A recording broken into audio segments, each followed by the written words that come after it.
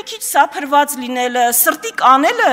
ձեզ ոչ ավտորիտար կամ ժողովրդավար չի սարքում, ժողովուրդ։ Իշխանություն ընդդիմություն վեճն ազգային ժողովի նիստերի 4-րդ օրն ավելի է թեժանում։ Քրիստինե Վարդանյանը կարծում է, որ ՔՊ դաշնակցությանը չի ներում իր հակապատկերը լինելու համար։ Այո, կարող է մենք 600 անգամ ինքնիշխանություն չասենք ու 600 անգամ խաղաղություն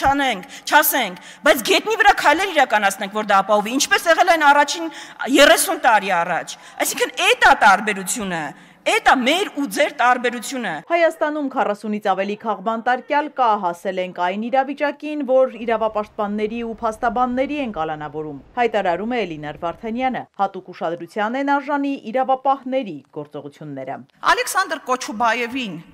բերման ենթարկելու կադրերը տեսել եք։ Ինչ էր արել այդ մարդը, տերորիստական ակտեր այդ պահին իրականացնում, որ բազմաթիվ ոստիկաններով փողոցի մեջտեղը փռեցին գետնին։ Ինչ էր անելու այդ ընթացքում, գրառումներ շարունակելու։ Հիմա Նիկոլ Փաշինյանը առավոտը վերակենում, մի քիչ էլ իմ կարծիքով անտաղան ձևով սրտիկա ցույց տալիս ամբողջ ժողովրդին ու ասում սիրում եմ ձեզ։ Կեսօրին հրաման է տալիս ընդդիմախոսներին նորից ասֆալտին փռել, երեկոյանն էլ ոգևորվում այն լուրից, որ կալանքը տվել են Մասիս Մելքոնյանները, Արմեն Դանելյանները եւ մյուսները։ Ով քաղաքական գնահատական է տալիս, պոլին են պարկասնում, բա դուք խի պոլին պարկած չեք, ուզում եմ հասկանամ։ Այսենց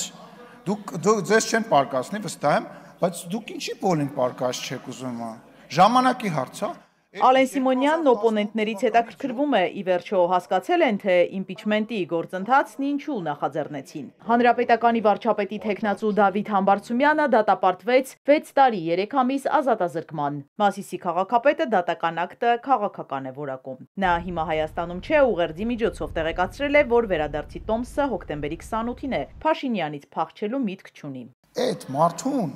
բերել էին, գիտեին, որ վերակերական գործ կա, հեսա վճիռա լինելու,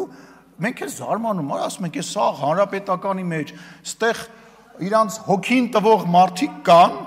հա, փախի այդ մարդուն բերեցին իմպիչմենտ, այդ ինչ իմպիչմենտ էր, մարդկանց այն ժողովրդի գժի տեղ մի դրեք, էլի ներողություն եմ խնդրում, էլի, դրա համար էլ չեք ընտրվում, դրա համար էլ ձայն չեք հավաքում, այդ օպերացիա իմպիչմենտները, այդ չգիտեմ, այդ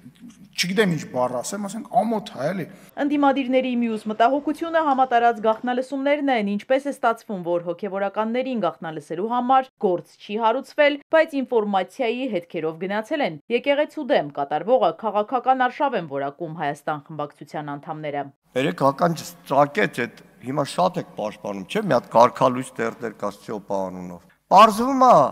Կադիրովի մոլի երկրպագուն է։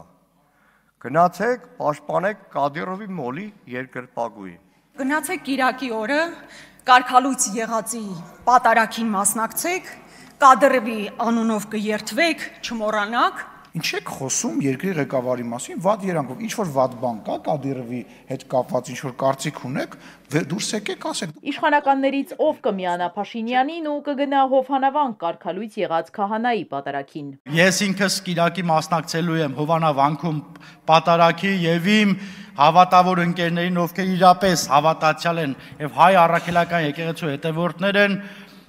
կցանկանայի իրենց էլ նաև տեսնել այնտեղ։ Իսկ Ալեն Սիմոնյանը պատարագին չի մասնակցելու, այդպիսի պլաններ չունի։ Վարչապետը հայտարարել որ մասնակցելու է, միշտ չի, չէ՞ որտեղ վարչապետը գնում է Հայաստանում։ Սա նշանակում է Փաշինյանին չաջակցել ձեր չգնալը։ Չէ, իհարկե չի նշանակում, բայց ինչի՞ պետք է մենք իրար չենք համաձայնեցնում, որ եկեղեցիա գնում։ ԿՊ-ից հեռացած Հովիկ Աղազարյանն էլ կարծում է, որ իշխանությունը նպատակ ունի պառակտել եկեղեցին։ Չնայած դրան, պատգամավորը վերահաստատում է իր աղմկահարույց հայտարարությունը, որ երբ ծանոթացել է Փաշինյանի հետ, հավատացյալ չլինելով մտածել է, թե հնարավոր է, որ Քրիստոսը գոյություն է ունեցել, բայց Քրիստոսի հարությանը չի հավատում։ Փաշինյանի հարությանը հավատում եք, ինքը մի քանի անգամ ասաց ես մտածել եմ։ Իզաբելլա Հովանեսյան, Ալեքսանդր Կիրոյան, Էպիկենտրոն։